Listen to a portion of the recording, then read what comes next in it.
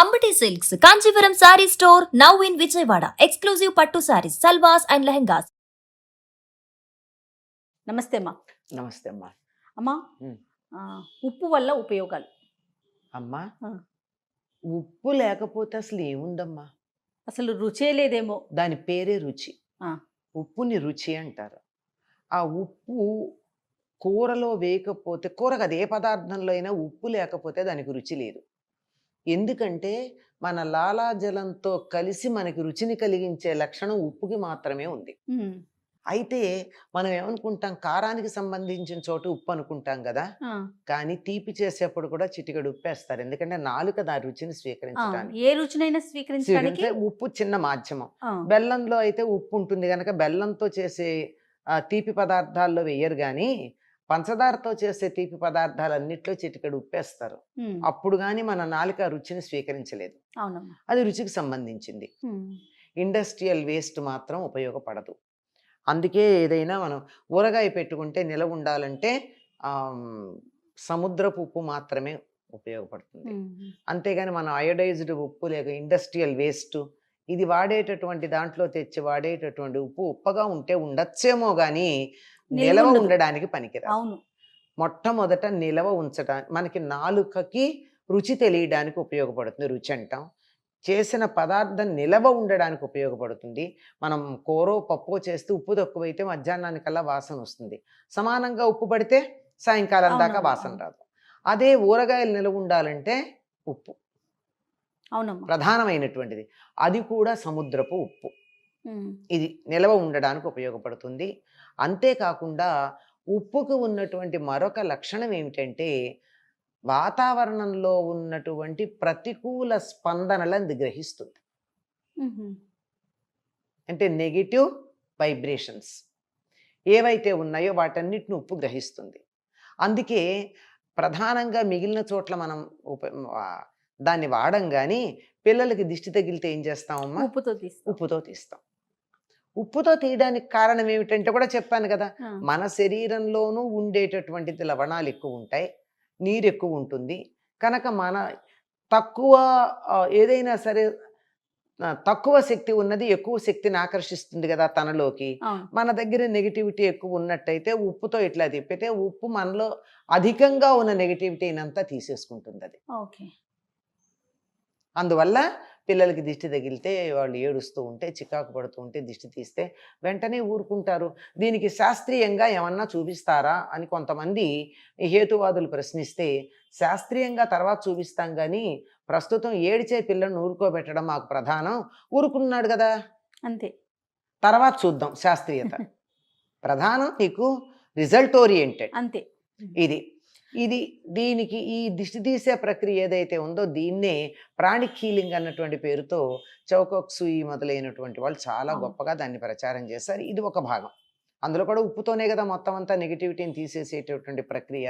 అలాగే శరీరం మీద బాగా పెద్దవాళ్ళు, మనకి దిష్టి తీసేవాళ్ళు ఎవరు ఉండరు, పెద్దవాళ్ళకి దిష్టి తగిలింది అని అనిపిస్తే ఏం చేస్తారమ్మా?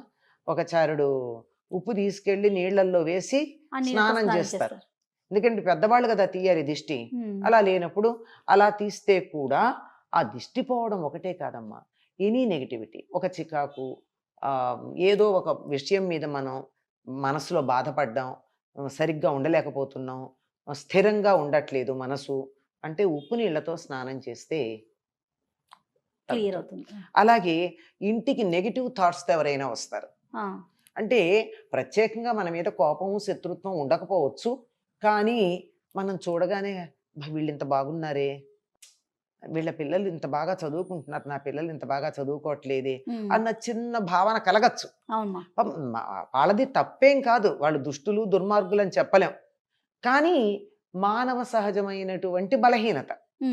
అలా కలిగినది ఏదన్నా ఉండి దానివల్ల మనకి ప్రతికూలమైనటువంటి ఫలితాలు రాకుండా ఉండాలి అంటే ఒక చిన్న బౌల్లో ఉప్పు అక్కడ పెట్టి ఏ రోజుకు ఆ రోజు దాన్ని ఫ్లష్ చేసేస్తూ ఉంటారు.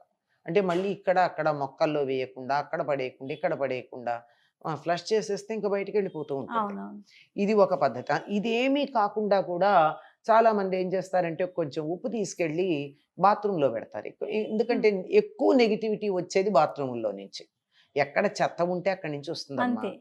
అంచేత అక్కడ పెట్టి ప్రతిరోజు ఆమ్, నీళ్ళల్లో పడేయడం అన్నది, ఫ్లష్ చేసేయడం అన్నది చూస్తూ ఉంటాం. అవును. అంటే ఉప్పుకు ఉన్న ఈ లక్షణాన్ని పూర్వులు మనకి ఏం చెప్పారంటే, ఇంత సైంటిఫిక్గా చెప్తే మాకెందుకు ఈ రొద ఈ సొద అంటారు.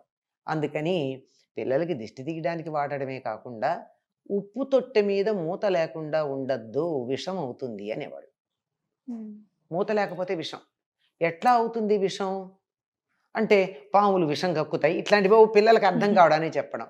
అప్పుడు తెలియకపోయినా పాము ప్రత్యేకంగా వచ్చి ఈ ఉప్పు జాడి మీద మూత లేకపోతే అందులో విషం కక్కెడుతుందా, కాదు. దానికి ఏం పని, ఇట్లాంటి ఆలోచనలు వస్తాయి కదా. అవును. కానీ ఈ విషయం తెలుసుకున్నాక అది మనకు అట్లా చెప్పారు అని అర్థమైంది. ఎందుకంటే ఉప్పు మీద మూత లేకపోతే అది నెగిటివిటీని ఆకర్షిస్తుంది. దాంతో ఆ నెగిటివ్గా ఉన్నటువంటిది మనం ఇందులో వేసుకున్నాం అనుకోండి, ఆరోగ్యం పాడవుతుంది కదా. 100%. అందువల్ల మూత పెట్టుంచండి. ఎప్పుడు పొరపాటును కూడా ఉప్పు మీద మూత లేకుండా లేకుండా. ఉండకూడదు ఉమ్. అని చెప్తారు. ఓకే. ఇది ప్రధానంగా ఉండేటటువంటిది నీరు, ఉప్పు, ఈ రెండు కలిసి ఉండేది సముద్రం. దాని నుంచి వచ్చిన ఉప్పుకి మాత్రమే ఇటువంటి ప్రయోజనం ఉంది. వేరే రకాల ఉప్పులకి ఈ ప్రయోజనం లేదు. ఉమ్. మూత లేకపోతే విషం. ఎట్లా అవుతుంది విషం అంటే, పాములు విషం కక్కుతాయి, ఇట్లాంటివి పిల్లలకి అర్థం కావడానికి చెప్పడం. అప్పుడు తెలియకపోయినా పాము ప్రత్యేకంగా వచ్చి ఈ ఉప్పు జాడి మీద మూత లేకపోతే అందులో విషం కక్కెడుతుందా, కాదు. దానికి ఏం పని, ఇట్లాంటి ఆలోచనలు వస్తాయి కదా. అవును. కానీ ఈ విషయం తెలుసుకున్నాక అది మనకు అట్లా చెప్పారు అని అర్థమైంది. ఎందుకంటే ఉప్పు మీద మూత లేకపోతే అది నెగిటివిటీని ఆకర్షిస్తుంది. దాంతో ఆ నెగిటివ్గా ఉన్నటువంటిది మనం ఇందులో వేసుకున్నాం అనుకోండి, ఆరోగ్యం పాడవుతుంది కదా. 100%. అందువల్ల మూత పెట్టుంచండి. ఎప్పుడు పొరపాటును కూడా ఉప్పు మీద మూత లేకుండా ఉండకూడదు ఉమ్. అని చెప్తారు. ఓకే. ఇది ప్రధానంగా ఉండేటటువంటిది నీరు, ఉప్పు, ఈ రెండు కలిసి ఉండేది సముద్రం. దాని నుంచి వచ్చిన ఉప్పుకి మాత్రమే ఇటువంటి ప్రయోజనం ఉంది. వేరే రకాల ఉప్పులకి ఈ ప్రయోజనం లేదు. రైట్. నమస్తే. నమస్తే అమ్మా.